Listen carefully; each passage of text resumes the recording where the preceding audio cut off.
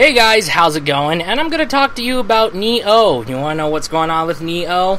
Because I have downloaded the alpha demo for Nioh, which has been officially released onto the PlayStation Store. You can download it, it's free, and have a field day with it. If you remember, Nioh's developer, Team Ninja, has worked on the Ninja Gaiden series. So, is a samurai game expected to happen? Yeah. Should we have expected that to happen? Yeah.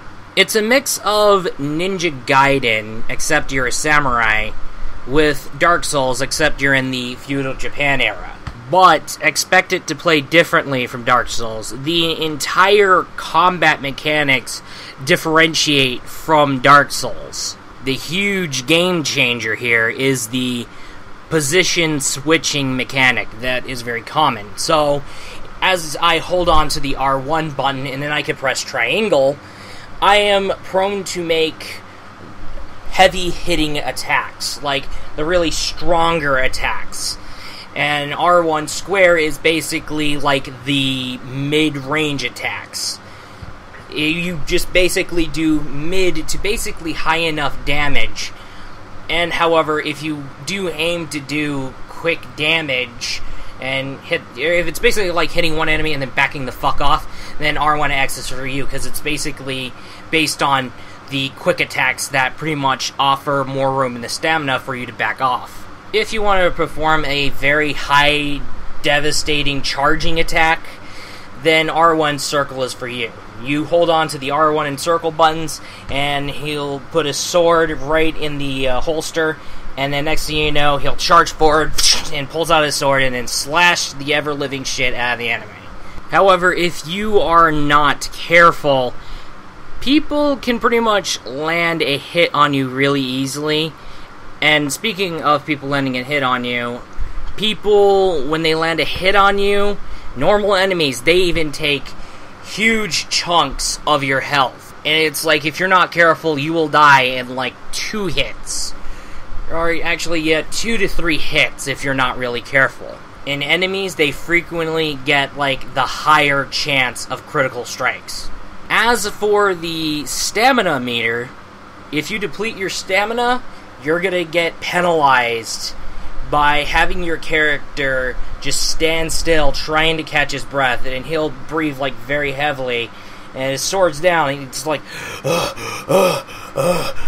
trying to catch his breath until a good portion of the stamina is already filled enough to basically go past the penalty barrier and break it entirely. When it hits to that certain low enough fill, back the fuck out and do not do anything until more of your stamina recharges. And don't worry, your stamina does fast recharge. Another thing here is this interesting thing called the Remnants feature, where you find like this red aura showing up when there's a sword stabbed with whatever is around it, and however you just hold the circle button and then you'll summon another person to basically end up dueling. I don't know if it's a player or not. I have seen some unique usernames. I don't know what it's replacing.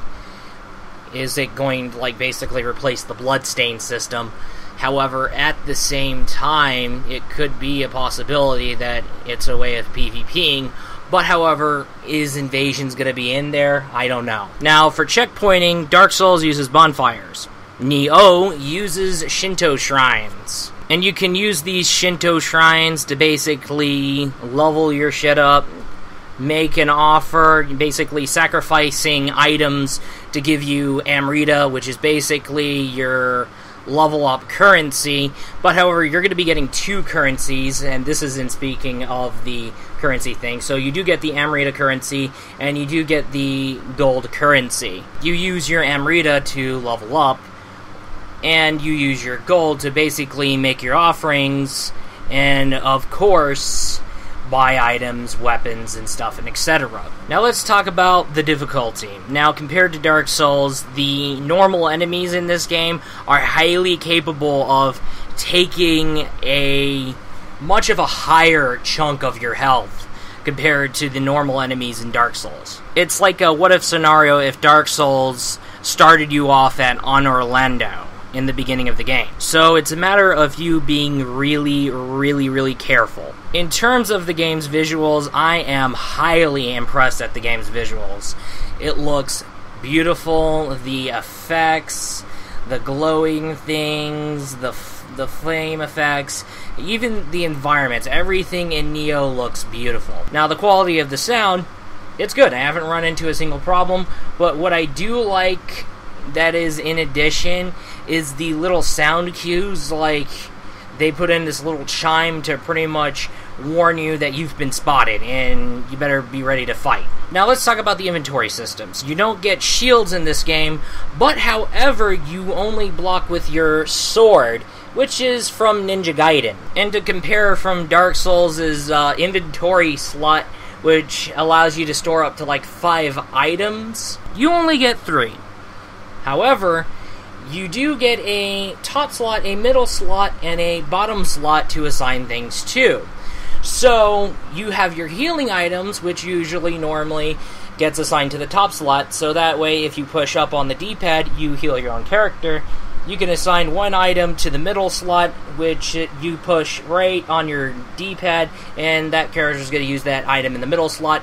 And of course, for the bottom slot, just assign that one item there, and then push down on the down on the, sorry about my PC gaming lingo here, down on the D-pad, you use that item that's on the bottom slot. So gone are the days of you pushing down on the D-pad to look for your Estus Flask.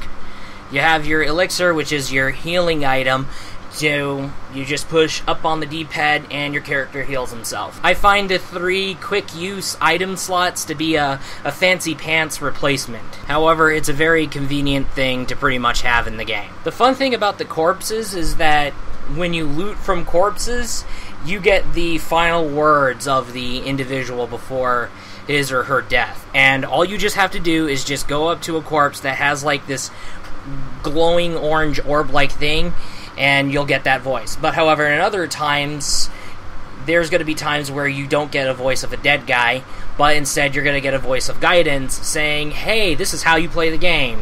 Hey, this is what you can do in this game. You only get the Japanese voice acting. There is no English voice acting. However, because of the Japanese voices, the game will give you subtitles as to what the person is saying, so that's a good thing. However, I hate to beat the dead horse here, but when it comes to playing Team Ninja games, I'm used to the Japanese voice track. As a matter of fact, people rather preferred the Japanese voice track due to the one incident having something to do with Dead or Alive 2 Hardcore. But another bonus feature that I do like is this awesome Guardian Spirit thing. When you do have the Amrita Gauge fill up to its like fullest, and then you push triangle and circle, you basically activate your Guardian Spirit and he will possess you and will give you this great, grand fucking power, and it gives you the unbelievable power for you to fuck shit up and like rip everybody a new fucking asshole. It's a marvelous addition. Do keep in mind that there's going to be rare times when you use that, though.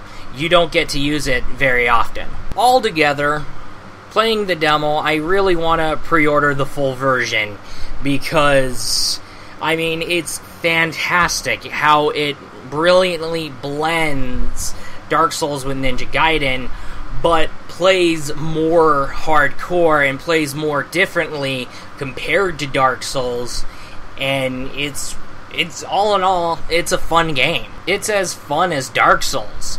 But, however, if you have to be stuck in a choice between Dark Souls and Nioh, why not pick both? You have Dark Souls, which is your hardcore medieval game, while at the same time, you have Nioh, which is basically a feudal Japan hardcore samurai game that's from the makers of Ninja Gaiden. Keep in mind that the alpha download is available for a limited time, so do hurry and download and try the demo for yourself while it lasts. You have until May 5th to download and play the demo. That's all, and I will be looking forward to you in the next vid.